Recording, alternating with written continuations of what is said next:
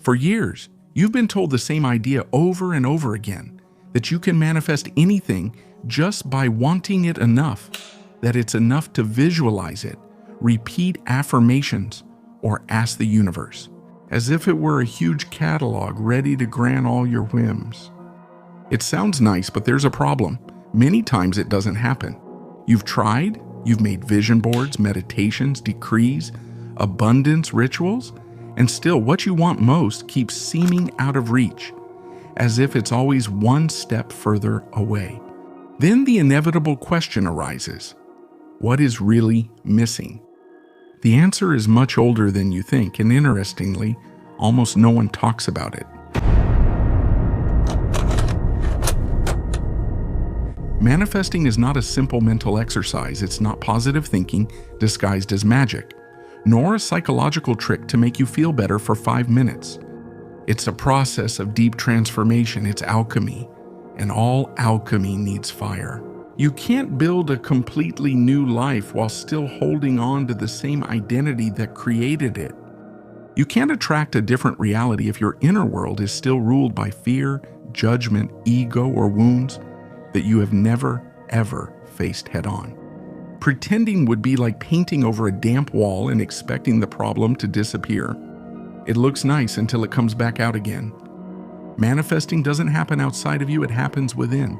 It's a rebirth, and every rebirth goes through darkness, crisis, pain, and finally, a transformation that seems like a miracle. That's why this video isn't about shortcuts or empty promises.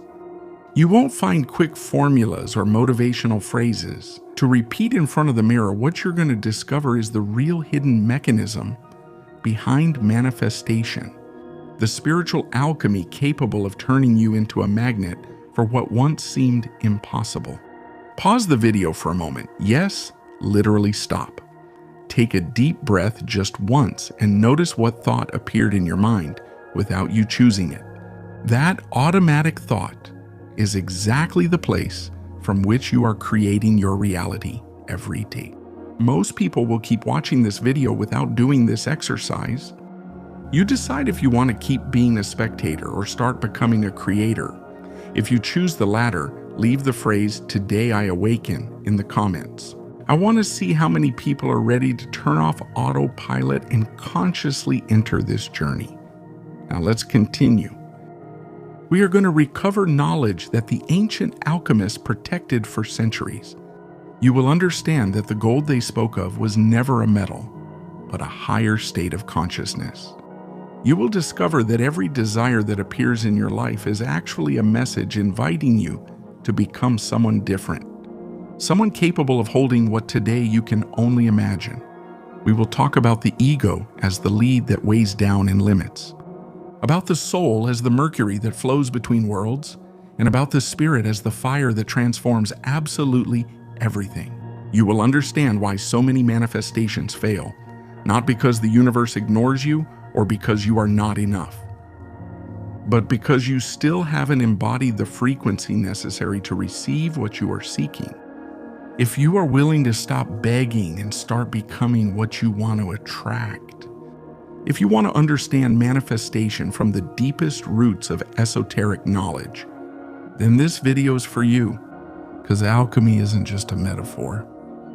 It is the spiritual science of turning what is densest into light. And whoever understands that process stops manifesting from a place of lack and starts doing it from their true self. But to understand why every authentic manifestation requires spiritual alchemy, we must first travel to the origin of this knowledge. Long before personal development reduced it to pretty phrases for social media, long before self-help books and positive affirmations, the alchemists already existed. Men and women who worked in silence, hidden away in monasteries, sealed laboratories, and ancient libraries, surrounded by symbols incomprehensible to most people. Their true goal was never to make gold to become rich, even though that story has survived for centuries. What they were after was something infinitely more valuable: the philosopher's stone of the soul, a transformation so radical that it could change not only matter but consciousness itself.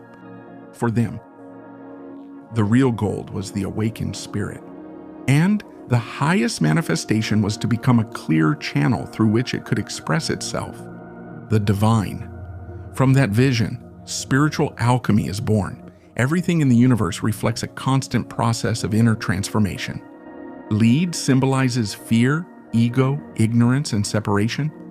Gold represents conscious love, clarity, unity, and the expansion of being. And what does this have to do with manifesting? A lot. Hermetic traditions taught that like attracts like. That idea eventually became popular as the law of attraction. But its original meaning was much deeper. It's not enough to think about abundance while you're still vibrating in scarcity. It's not enough to repeat that you are love while you continue to hold on to resentment. You must become what you wish to attract. To achieve that, you must go through the fire. Not a physical fire, but the uncomfortable fire of facing your shadows, breaking old beliefs, letting go of your ego, and allowing a part of you to die so that another can be born. That is the true alchemical oven. The ancient initiatic schools of Egypt, Greece, India, or Tibet understood this principle perfectly. They did not teach how to create reality from superficial desire, but from a radical transformation of being. In the mysteries of Isis and Osiris, in the Dionysian rituals, or in certain Eastern initiatory practices, the disciple had to die symbolically again and again before gaining access to true creative power. The reason? Because an unpurified soul turns any manifestation into an extension of its own shadow. You can gain power without wisdom and end up destroying yourself. You can receive love without having healed and end up breaking it. You can attract wealth without awareness and use it to speed up your own downfall.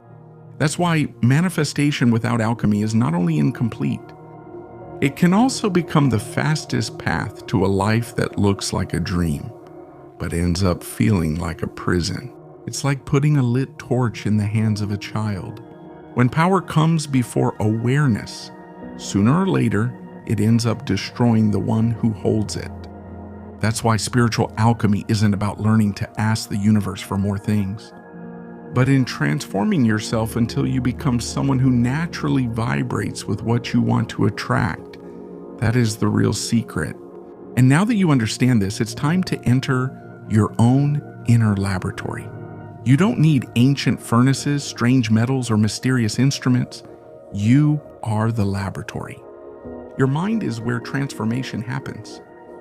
Your emotions are the fire that activates the process, and your consciousness is the raw material you use to transform. You will work. If you want to manifest health, abundance, love, creativity, or a deeper spiritual expansion, simply wishing for it is not enough. Desire only ignites the first spark. But a spark is useless if it falls on ground full of fear, confusion, unhealed wounds, and limiting beliefs. It goes out before it becomes a flame. Desire sets the direction, but inner alchemy is what makes change possible. Everything begins with the raw material, your current state. The ancient alchemists always started with lead. And in your case, that lead is your repetitive thoughts, your unconscious patterns, your insecurities, your traumas, and all those stories you keep carrying without realizing it. And here's something important. You must not reject that darkness. What feels heavy is not an obstacle, it's the material you'll work with. If you want to attract abundance, you first need to discover where you are still living from scarcity. If you're looking for love, you'll have to face the wounds of rejection or abandonment head on. If you long for a spiritual awakening, you'll have to confront the ego that fears disappearing. The first step is simply to acknowledge what exists within you, without judgment, without rushing, and without trying to skip the process. Just observe, feel, and accept. That is the lead you will offer to the fire. And then the second element appears, the fire of consciousness and emotion. Nothing can be transformed without heat. In traditional alchemy, it was the fire that changed matter. In inner alchemy, that fire is born when you consciously go through your deepest emotions.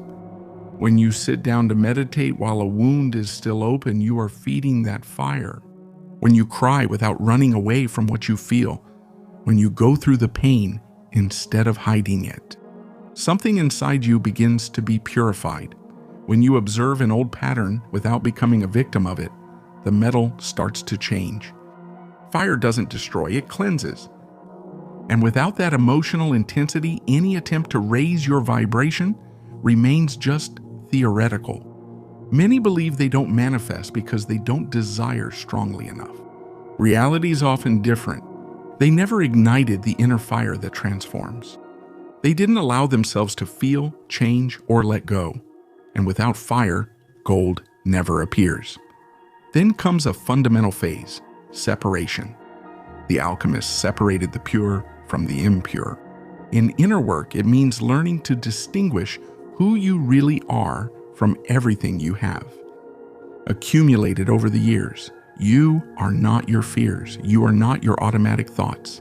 You are not the emotions that appear and disappear. You are the awareness that can observe all of that without identifying with it. This step is essential because if you don't know who you are, you'll end up chasing desires that aren't even yours. If not programs inherited from society, family, or fear. Separating what's authentic from what's learned, that's also alchemy. Then comes the conjunction, the sacred marriage. When the old has been burned away and the false left behind, your different parts start working together. The mind stops fighting against the heart. Intention aligns with associations. The soul begins to guide the ego instead of being dominated by it. At that moment, coherence appears, and few forces are as magnetic as a coherent person, when what you think, feel, and do all point in the same direction. Manifestation stops being a distant goal, and it becomes a natural consequence. That's how the alchemical path works. Recognize the density, go through the fire of emotion, separate the false from the true, and unite all your essential parts in the same frequency. Because manifesting is not about constantly asking the universe. Manifesting is about becoming the right channel so that what you desire can arrive. And that work can only be done by the alchemist who lives inside you. However, alchemy is never a straight path. It's a living process.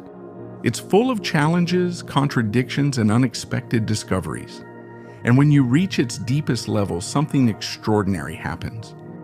You stop manifesting to get things, and you start manifesting to become someone completely different. And this is where we enter the deepest part of spiritual alchemy. A territory where the goal is no longer to manipulate reality, but to join with the consciousness that creates it. The true alchemist never sought to accumulate material gold. His aspiration was to become gold. Because within the esoteric tradition, gold does not represent a precious metal. Rather, it represents an awakened, whole, and incorruptible consciousness. When you reach that inner state, the outer world begins to reorganize itself, like a mirror that reflects what you are. You no longer need to chase opportunities or beg for them. They come because your frequency is compatible with them. The ancient alchemical texts call this phase sublimation, the moment when what is heavy rises and the soul stops identifying with matter to connect with a higher plane of consciousness. Spiritually, this happens when you stop desiring from a place of lack and start creating from your highest identity. You no longer say, "I want prosperity." You start to feel, "I am a channel of prosperity." You no longer repeat, "I want love." You begin to live from the certainty of, "I am a frequency of love and I attract that which reflects the prosperity I am." It's not a play on words or a psychological trick, it's an identity transformation. And when the identity changes, the vibration changes. In that instant, alchemy stops being a theory and becomes something sacred, because you're no longer trying to fill a void. You're remembering a fullness that was always inside you. But before reaching that point, there's a stage that almost no one wants to go through: the symbolic death. Every true alchemical process goes through a period of absolute emptiness. You've moved on from your old self, but the new one still hasn't fully appeared. It's a no man's land, an uncomfortable silence, the famous dark night of the soul. It's the moment when you feel like you've lost your bearings, your certainties, and even the image you had of yourself. And this is where many people abandon the path. They want to manifest a different life, but they don't want to let the identity that created their current life die. They seek transformation without transformation, change without change, and that's impossible. Without inner death, there is no rebirth. Fermentation can be uncomfortable, even chaotic, but it represents the final threshold before true transformation. Because when you accept not knowing, when you stop trying to control everything and embrace the void, something extraordinary begins to happen. The new being emerges. It is not born from effort, but from the space left behind when the old identity disappeared. And then enlightenment arrives. In the final alchemical stage, known as projection, the inner gold begins to express itself in matter. What you have cultivated inside starts to be reflected outside, as if the universe were a perfectly clean mirror. At that point, manifestation stops being a technique, it becomes a natural state. Opportunities appear more easily. The right people arrive at the precise moment. Abundance finds unexpected ways. Everything seems to align. The reason? Because you have become a coherent field, a stable vibration, and a magnet for that which resonates with you. And that's when you understand one of the deepest truths of this path. The universe doesn't respond to what you say you want. It responds to what you truly are. That's why manifesting without alchemy rarely works. If you don't change, your reality will keep reproducing the same frequency over and over again.